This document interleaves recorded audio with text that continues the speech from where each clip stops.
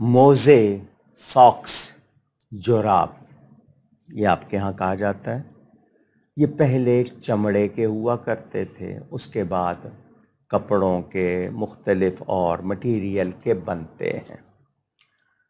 چمڑے کا موزہ صبح وضو کر کے آپ نے پہن لیا تو اب آپ پورا دن 5 نمازیں ہیں نا، آپ نے فجر میں وضو کر کے پہن لیا ہے اور اس کو اتارا نہیں، تو عشاء تک آپ جب بھی وضو کریں گے آپ کو وہ موزہ کھول کے پاؤں دھونے کی ضرورت نہیں۔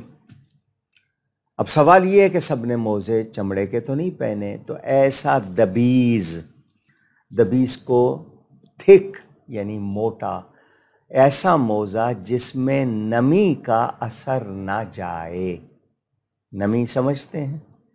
یعنی جو تری ہے، آپ ہاتھ پھیر رہے ہیں گیلا، تو وہ گیلے ہاتھ کا اثر پانی کا اس میں نہ جائے، اور اگر وہ نمی قبول کرتا ہے، نمی کا اثر جاتا ہے، تو ایسے موزے پہ مسح نہیں ہوگا، پھر آپ کو پاؤں دھونے ہوں گے۔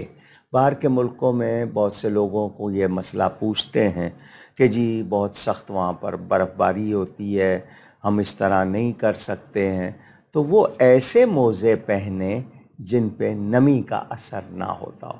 اگر نمی کا اثر ہو رہا ہے تو پھر معذرت، پھر میں اپنی طرف سے رعایت دینے والا کون ہوتا ہوں؟ جیسا مسئلہ ہے وہ بیان کر رہا ہوں، آپ نہیں عمل کر رہے، اس کے ذمہ دار آپ ہیں، میرا کام بتانا ہے۔